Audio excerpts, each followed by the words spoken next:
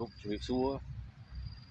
បងប្អូនជាទីគ្រប់និងជាទីមេត្រីខ្ញុំបាទថ្ងៃនេះ Robert កសិករ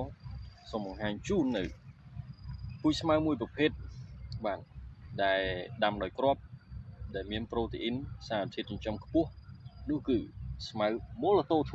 2 បាទនេះគឺជាស្មៅ Molotov 2 ដែលមានលក្ខណៈដើមប៉ិនចង្កឹះបាទប៉ិនប្រហែលជាតូចជាងបន្តិចបន្តួចទេបាទហើយកម្ពស់អស់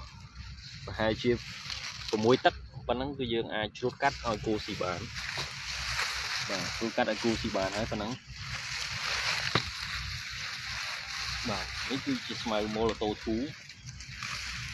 បាទហើយមានរោមនៅតាមដើមបាទមានរោមមាននៅតាមដើមបែកគុំធំក្នុងមួយគុំនេះគឺមានគុំធំបាទគុំធំមែនទែនបា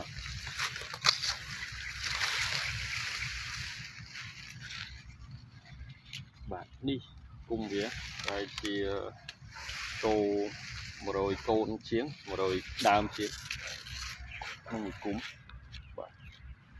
ជាស្មៅ Molotov 2 នេះដើមក្រែងវាដុះ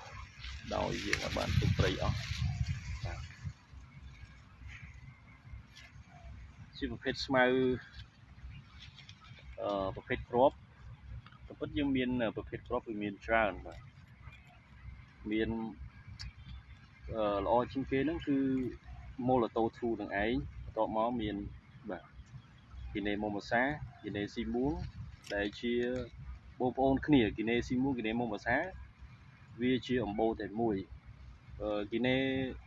គេហៅគីណេស៊ីមូងគេហៅភាសាអង់គ្លេសគេហៅ Purple Guinea មានន័យថាជា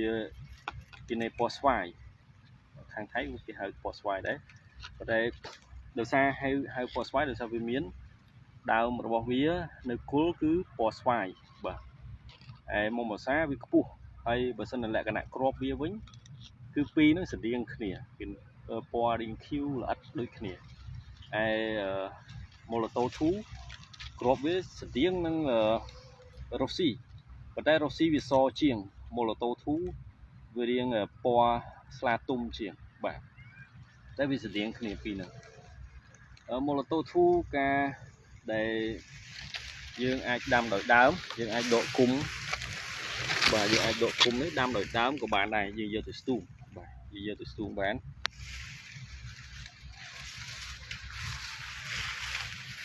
គឺជា Molotov 2 បាទដោយគុំធំល្អបងប្អូនអរគ្នាបាទយើងច្រូតម្សាកាលណាយើងកាន់តែច្រូតវាកាន់តែបែកគុំធំដោយសារតែនៅពេលដែលយើងច្រូតវាដុះកូន